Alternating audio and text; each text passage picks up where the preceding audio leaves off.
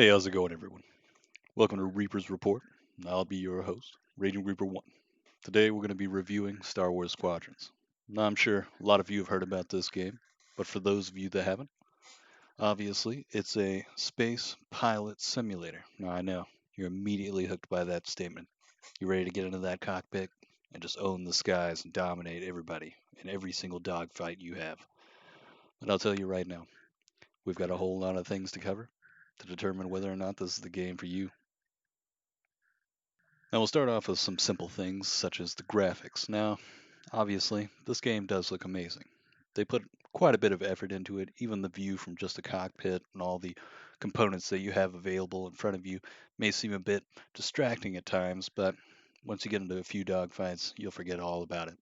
Now, there's a few elements of immersion that happen as well, such as light from one direction or a sun somewhere in the area just floating across in front of you across the components, and it looks really nice. Just adds a nice ambiance to the matter. But overall, detail on the ships is really nicely done. Explosions, they could be a bit more detailed, but who cares when you know you're just dominating the skies? Now that we've gotten that out of the way, obviously you'll see the graphics of the game throughout the entire gameplay that I'll be showing you in the background. So you'll see just about how good the graphics are, and whether or not they're up to your standards. And obviously, if you're running a better system than me, it could look better for you. I am running this on PC. But we'll move on to the campaign aspect of the game.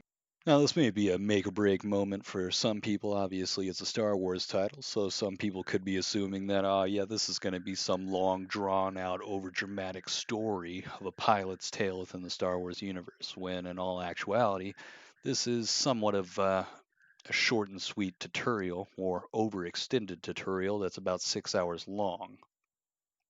Now, there is a small storyline that comes with this campaign. Not too detailed, obviously, and they didn't give much background to some of the characters as they would have in other games, or as we've seen in previous Star Wars games. But for the most part, you'll basically be taking the position of a new squad mate in each squadron from the Empire and the New Republic, and you'll be flipping back and forth between each side, playing from different angles and seeing different viewpoints around the storyline that's unfolding. Now, when it comes to the timeline setting of where this is in the Star Wars universe, I'm not a super fan, so I don't exactly know when this is. But if you do have some knowledge on this, I think the one thing that I can pin down that may give you a reference to where the timeline's at is they keep complaining, at least the Empire does, about the Endor battle. They keep whining about the fact that they lost this battle over and over more than they whine about being so much superior to the New Republic.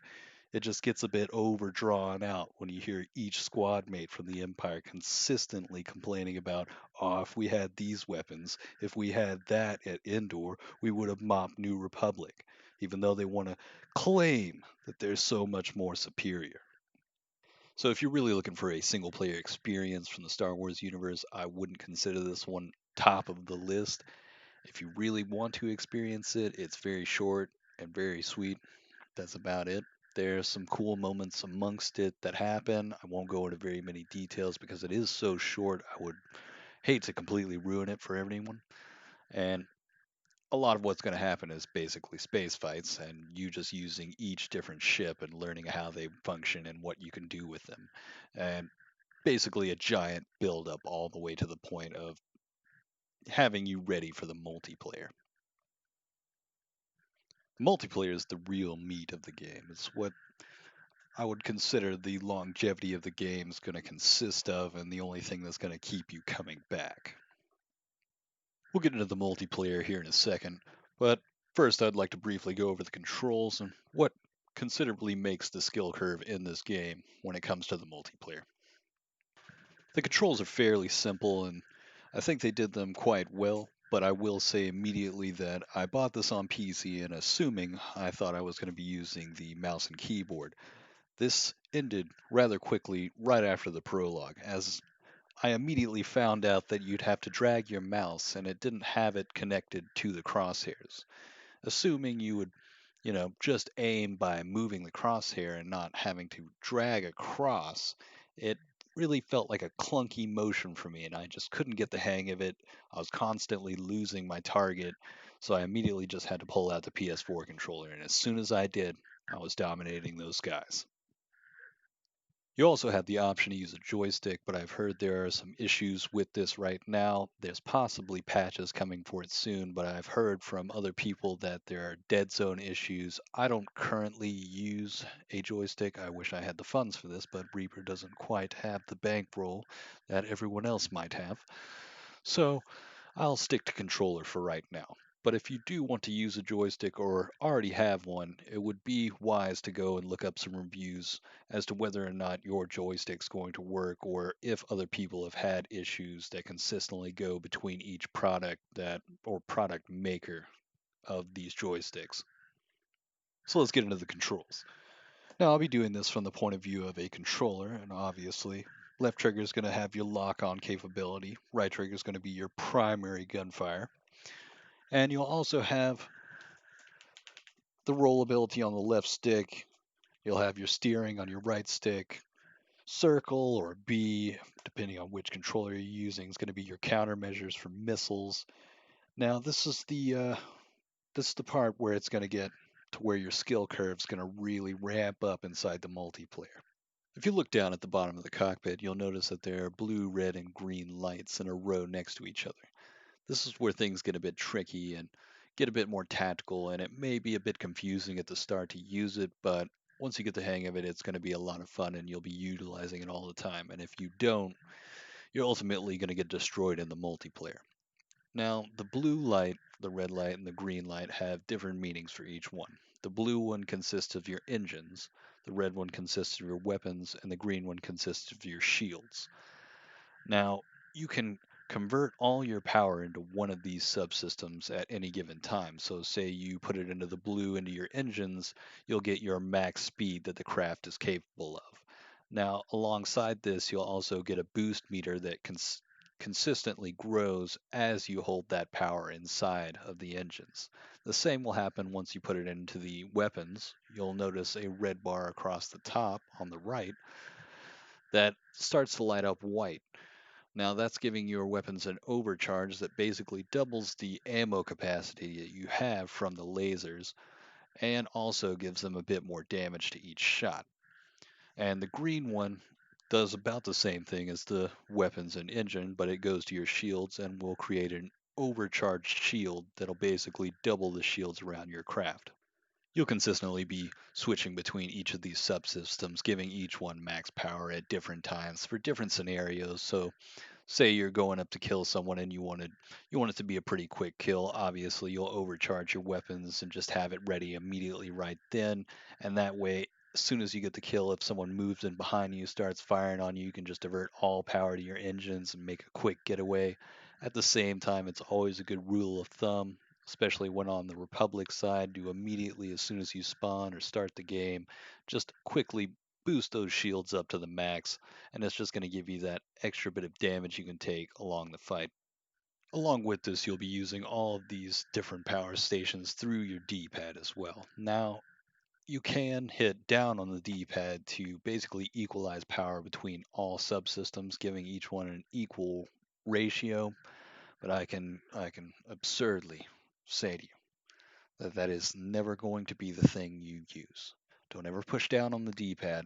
It is going to get you killed, and there's no point to it. You're just going to other pilots is just going to blast you out of the sky. There's no reason you should ever have a medium range of power on all different subsystems. You need to be having one maxed out at all times. Now that we've got that out of the way, you may have noticed in the background on the video playing that we have moved over to the Empire side of things. Now there is a big difference between the New Republic and the Empire ships. And you may have noticed down at the bottom there's no green bar. Where's my shields on my TIE fighter? Well, I'll tell you right now, the Empire decided in their little board meeting when they were deciding what was going to be on their ships that apparently their pilots are too good to have shields. They'll never get hit, or something along those lines may have been said within that boardroom meeting. Because when it comes down to your TIE fighter, your TIE bomber, and your interceptor, there's absolutely no shields, just a stronger hull. Now, There is the Reaper, which is the support ship on their side that does have shields, but it doesn't make it much better than the rest of them. Now, as you may be thinking, why would the Empire not have something to equalize? This seems unbalanced. This seems unfair, and it would make you want to just run to the New Republic ships every single match you roll into.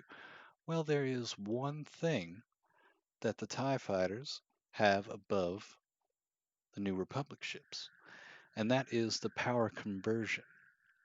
Now, I don't think I mentioned this earlier, but there is a way to move your shields on the New Republic ship from front to back or back to front, deciding which angle you needed more shields on. But when it comes down to the TIE fighters, you're going to have something different. Now, this power conversion is through the square button or X button, depending on which controller you're using. And what this does is, say you have max power in your weapons at the time, but you need to immediately boost away when getting fired upon. You can simply hit that square X and immediately transition all power and having max boost immediately. This is something that is a bit of a game changer when it comes to the Empire side and can actually one up a lot of the New Republic ships. Even though you don't have shields and your hull may be a bit stronger, it's somewhat balanced when it comes to this power conversion. It's quite nice of an effect and it can make you a merciless killer, especially if you're flying in the Interceptor, the fastest of the Empire ships. All right, it's time to talk about customization. We'll talk about something simple with the customization first. Obviously, people like cosmetics. Reaper doesn't. It's not one of my things, honestly. You give me a black ship and I'm ready to roll. It doesn't matter to me.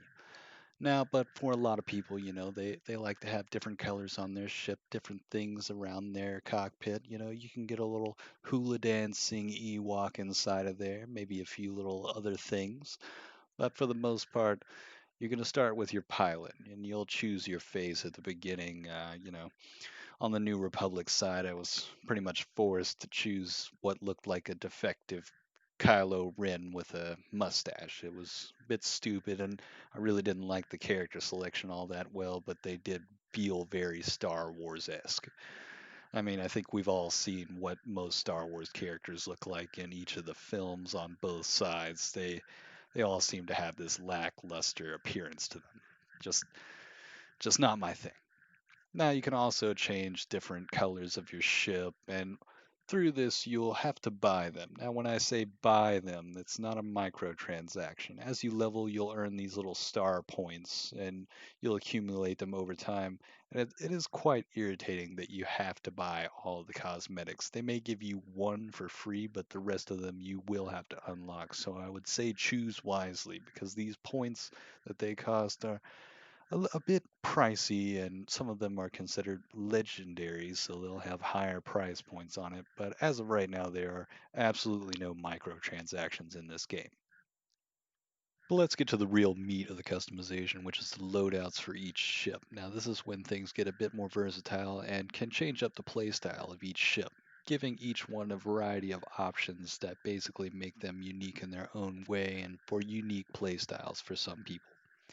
Now, I think they did a really good job with this, and you'll start with your primary weapons. Some ships have weapons that other ships won't be able to have, and that makes for a different play experience on each ship, which is quite nice. Now, for the options, you can obviously have some things that are faster firing but less damage, or possibly more damage but less ammo, even some that are stronger against shields but less against the hull of the ship. Now you also have a left and right auxiliary, which are basically going to be like your repair kit, your rockets, other things such as like a frontal shield that's temporary for when assaulting capital ships. And next thing you'd have is your countermeasures, which is basically the thing that's going to deflect the missiles coming in from behind you. There's a variety of options in that as well. Some that are better suited for bombers, others for fighters that are for quick reaction time and immediately get them off of your tail, and some that even redirect the missile back at the opponent that fired it. So after countermeasures, you'll have your shields if you're on the New Republic side, and your hull and your engine. And this is the part where you really need to think about which one's going to be right for your loadout, because each one of these is going to come with a positive and a negative. Say you wanted a stronger hull with more max health, well, this could cost maneuverability or acceleration, or something along the lines of less shield regeneration. At the same time, with the engines, say you wanted a more maximum top speed, you could be costing your acceleration and maneuverability at the same point on that. So it really becomes a which one can you actually live without and which one you want more between each fight. One of the great things about the game is that each ship that you have, you can also have three different preset loadouts. So, say you had a really solid loadout the last game that was working out really well for you, it was doing outstanding, you were getting kills with it, and you felt really comfortable, but you wanted to try something different, you wanted to try some of the other options just to see if they were better or worse. Instead of having to be stuck with that ship the entire match, you can have another preset loadout that, if it doesn't work out so well, you can just immediately flip to the other custom loadout you have preset in the middle of the match instead of having to waste an entire match trying to struggle with something that's a failing loadout. Now let's talk about the multiplayer modes. As of right now, there are only three modes available, and they consist of Fleet Battle versus AI, which is essentially just a co-op mode or training simulator for the Fleet Battle ranked mode, where it's you and four other people going off against an AI-controlled fleet. Now, your second mode is going to be the dogfight mode, typical 5v5, which goes up to a kill counter of 30, I believe, in order to win. Can be a really good place to start off with and really hone your skills at the combat situations inside the game, gain some tactics and some playability and maneuverability that you'll find on some of the maps that you'll be facing in the ranked mode of fleet battles. Fleet Battle Ranked is the final mode you'll unlock, which is another 5v5 mode and what I would consider the bread and butter of the entire game. It's the most immersive experience, and it also utilizes your loadouts and forces you to coordinate as a team in order to make swift maneuvers and tactical approaches to destroying larger capital ships instead of just being a dogfight.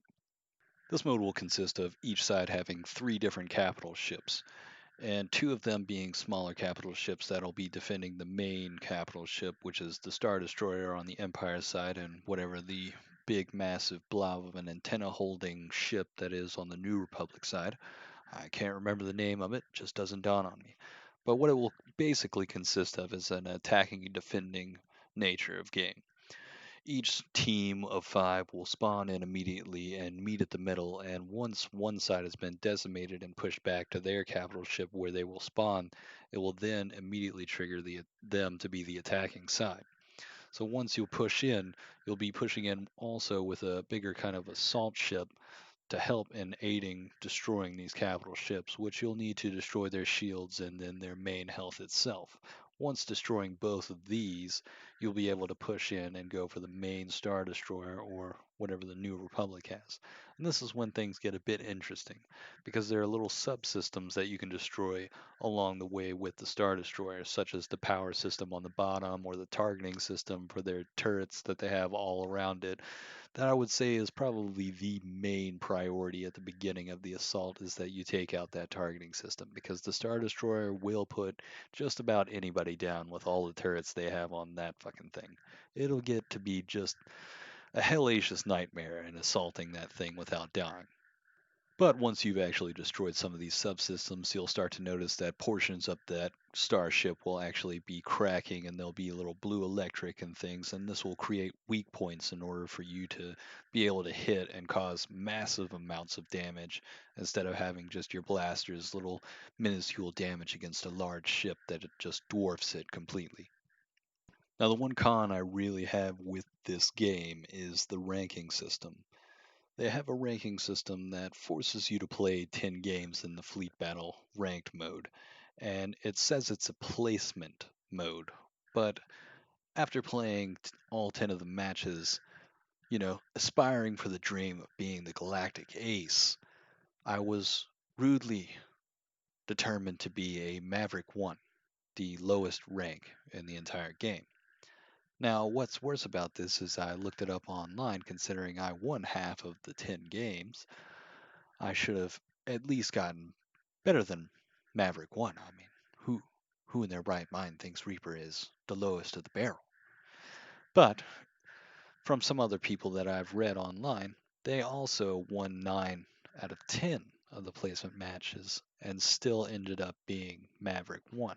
For whatever reason, I don't know if it's glitched or whether or not they did this on purpose so people would know how to play the mode and then having, a bit more longevity to the game or something to grind towards instead of immediately being determined galactic ace. It would be something to work towards instead of actually being a ranking system. It's actually just you've played this for a long time and won a fair amount of games, not getting placed after 10 modes. But besides that point, the rest of the game is fairly well, and that mode is ultimately the most fun I've had with this game, and it really does sell the game for me.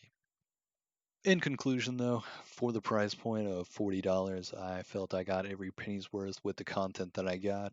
Obviously, it's not the largest or most expansive game out there, but the thing that they set out for most, which is a spaceflight combat simulator, they nailed completely. And the controls feel absolutely fine. Obviously, you throw the mouse and keyboard out the window, and sorry to say that the joystick is having issues right now, but I do believe they will be patching that soon since a lot of people have made a ruckus about it. Obviously, do your research if you were looking to play this game with a joystick as to whether or not you need to wait on it or possibly that your your joystick doesn't work out so well with it. I don't know. But also, this game can be played in VR. One thing I didn't add, but Reaper doesn't have the bankroll like some other people have, so I don't have that system set up for it right now. But I have heard from other people that it is quite the immersive experience, and it does work quite well with it. But if you wanted to see more about whether or not this is a good VR game for you to play, you're going to have to look elsewhere and do a bit more research. But I've covered just about everything else for you in this.